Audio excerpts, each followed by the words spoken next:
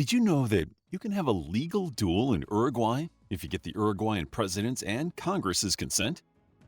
In 2017, former Uruguayan President Jose Mujica said that duels could solve many problems. While the statement seems comical, duels were a perfectly legal way of solving issues for many years. In Europe, the participants would take 10 paces and then shoot upon turning. In the American West, the participants faced each other and reached for the belt as quickly as possible. In Japan, samurai and warriors dueled with swords. So, in one form or another, the tradition has existed in different parts of the world. In most regions, the practice was common despite being illegal. Duels have been unequivocally outlawed in modern times, but we have plenty of great ones to learn about. Alexander Hamilton and Aaron Burr, 1804. Let us start with a duel in which the U.S. Vice President shot and killed a fellow politician.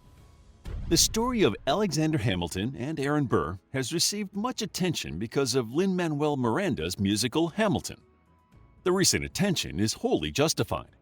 The musical may make it seem extravagant, but the real story about the two American founding fathers is just as absurd. Aaron Burr and Alexander had been on the opposite side of the political spectrum for quite some time. The two had also known each other through legal and military work.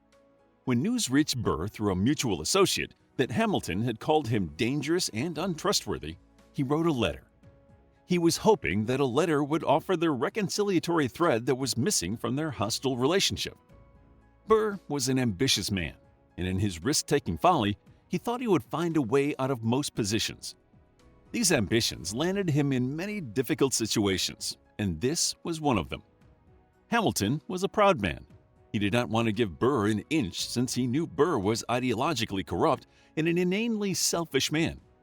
His reply added fuel to the fire. He wrote back saying that he would not offer a specific response to general statements. As the letters went back and forth, the hostilities came to a boil.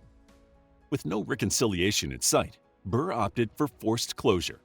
He challenged Hamilton to a duel. Meanwhile, Hamilton was trying to avoid bloodshed.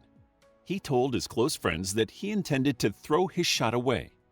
A common practice at the time, throwing one's shot implied respect for human life and an honorable conclusion to bitter resentments. Since Burr was not known for his moral code, his friends advised Hamilton to reconsider his decision. They appealed to him that throwing away the shot meant throwing away his life. However, the reasons for Hamilton's choice remain shrouded. Some biographers have noted that he had been feeling suicidal for some while. Others think it was a political ploy. If Burr took and missed his shot, the story in the news would be favorable to Hamilton's career and adverse to Burr's. When the two met at dawn, Hamilton shot a wayward tree, while Burr shot his opponent above his right hip. Accounts vary about the duration between the two shots. The doctor quickly attended to him, but Hamilton knew the wound was fatal. News traveled instantly, and New York was in shock. The following day, Alexander Hamilton passed away. Aaron Burr, the United States Vice President, was publicly labeled a murderer and had to flee the city. Burr continued to travel across states, and justice was never carried out. However, Burr was later caught in a conspiracy to form a new kingdom and was declared guilty. He escaped to Europe but returned to the U.S. in disguise after a few years. He kept working as a lawyer until his death. Miyamoto Musashi and Sasaki Kojiro, 1612. Miyamoto Musashi is known for penning one of the most widely read books about the art and tactics of warfare. He was a master swordsman who founded the Nitin Ichi-ryo sword fighting style that utilized two swords. From an early age, he mastered his art and gathered renown for his duels. Sasaki Kojiro was an expert swordsman who founded Ganryo, or large rock style, the traditional school of Japanese swordsmanship. He was crafty with his nodachi, a long Japanese sword, and employed the tsubame gaishi technique, the turning swallow's cut. Accounts differ on how the two came to face each other. According to most historians, Musashi challenged Kojiro to a duel to test his skills. The date and time were agreed upon, but Musashi arrived late, a tactic he frequently employed, wielding a BOKKEN, a wooden sword used for practice. Kojiro was boiling with rage, and as he threw away his scabbard, Musashi quipped, "If you have no more use for your scabbard, you are already dead." The little remark brought the worst out of Kojiro, who charged at his opponent. Musashi's head barely dodged the incoming blade and countered with a blow to Kojiro's head. Suddenly, Kojiro lay on the ground with Musashi towering over him. The fallen man tried to swing at Musashi's legs, to no avail. Musashi moved in and broke Kojiro's ribs, pierced his heart, and killed him. The duel was over. The island on which the two men fought was renamed Ganryo Island in memory of the great event. One can visit the statues commemorating the event on the island, fierce warriors locked in battle. The duel's outcome tarnished Musashi's reputation, and he vowed never to resort to unnecessary killings. So he stopped participating in fatal contests, started adhering to Buddhist ideals, and wrote the Book of Five Rings in the final years of his life. Despite being part of 61 duels, he never lost a clash. Generals François Fournier-Sarloveze and Pierre Dupont-Latang, 1794. Joseph Conrad's novella, The Duel, is an ironic tale of two men who continued to duel for years. The text can be seen as a metaphor for Europe's endless wars, but few people realize that the tale is accurate and not just figurative. In the late 18th century, 27-year-old Dupont-Latang was noted for his resilience in the Battle of Valmy. While serving in the Napoleonic Army, he delivered a letter to François-Louis Fournier-Sarloveze, another officer. It may sound a little fictitious, but the contents of the letter was so enraging that the receiver challenged the messenger to a duel. Fournier was notorious for his duelist skills, despite Napoleon's ban on the practice, and was known as the worst subject of the Grande Armée. The two men took their rapiers and went after each other. Fournier was wounded, so he demanded a second duel. Dupont was happy to grant this wish and ended up receiving a wound. The score was even, but not settled. In the third duel, both were wounded. To break the stalemate, they signed a contract stating that they would duel if they were within 100 miles of each other. If one could not make the journey, the other would. Nothing would get in the way of the duel. After the first duel in 1794, the two men faced each other 30 times in the next 19 years. Each time, their creativity would force them to engage with different weapons, alternating between pistols, sabers, and rapiers, mounted and unmounted. Soon it became a ritual to share a meal before the duel. One might imagine that the two ravished the thrill more than anything else, because it is hard to believe that they could not strike a single duel-ending blow between them. Dupont lost his prestige after a failed campaign in Spain and was court-martialed. His second win led him to the post of Minister of War, but it was cut short because of his political rhetoric. Fournier was also stripped of his rank and imprisoned after the Reign of Terror. It seemed like he attracted trouble because he got involved with the law multiple times. Even when Napoleon sent him to Mayence prison, he managed to escape. After Dupont snuck his sword to Fournier's neck in 1813 in a duel, he told him it was time to stop. He was engaged by that point and wanted to make responsible decisions. They had one final duel with pistols, in which Dupont bested Fournier.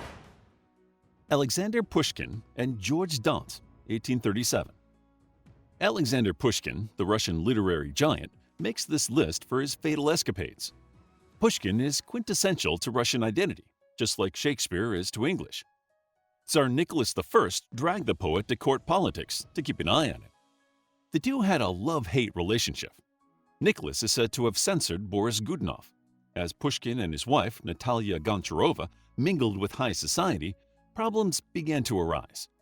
An exiled French aristocrat, George Dante, had flirted with Natalia and her sister, Ekaterina.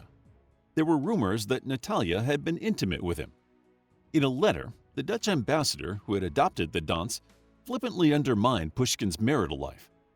Pushkin challenged Dantes to a duel to settle the matter, but the ambassador passed the baton to his adopted son. The two individuals met in a field near River Neva and took their 10 paces. When the shots were fired, Pushkin lightly wounded his adversary in the arm, but received a fatal blow to the abdomen. Pushkin died within days, whereas Dante moved back to France to pursue a political career. Edouard Manet and Edmond Duranty, 1870. Artists and critics rarely get on. The pioneer of the Nouvelle Vague, Jean-Luc Godard, a critic before becoming a filmmaker, turned on his old profession, saying that critique will always be inferior to creation. The famed novelist Gustave Flaubert once said, One becomes a critic when one cannot be an artist, just as a man becomes a stool pigeon when he cannot be a soldier. The climax of the rivalry between the two professions is symbolized by the duel between the French painter Edouard Manet and critic Edmond Duranty. Manet was an innovative artist whose work speaks for itself. He is remembered as one of the foremost figures of the Impressionist style that deviated from centuries of realistic techniques. Throughout his artistic career, Manet produced controversial works of art that garnered him notoriety and admiration. In 1870, his friend, Edmond Duranty, wrote a few critical lines about a couple of Manet's paintings. When the painter read his friend's words, he could not quell his anger. He rushed over to Paris's Café Gerbois and slapped his face. To resolve the matter respectfully, he challenged Duranty to a duel. Even though Manet had already engaged in melee combat, swords were the weapon of choice. According to police reports, the two men met in the forest of Saint-Germain. Émile Zola, the famed French author, served as Manet's second. As the swords of the two men exchanged blows, their blades buckled. The critic received a minor wound for his trouble, whereas the artist walked away unscathed. The two gentlemen could have elected to hold another duel to settle the issue, but Manet was satisfied. His pride was soothed and his body intact. He wanted to lay the matter to rest. After their duel, the Parisian friendship continued unabated as the two kept each other company in Gerbois on several occasions. How would you like to get a deeper understanding of history, impress your friends, and predict the future more accurately based on past events? If this sounds like something you might be into, then check out the brand new Captivating History Book Club by clicking the first link in the description. To learn more about duels, check out our book, The Duel, a captivating guide to the lives of Alexander Hamilton and Aaron Burr. It's available as an ebook, paperback, and audiobook. If you enjoyed the video, please hit the like button and subscribe for more videos like this.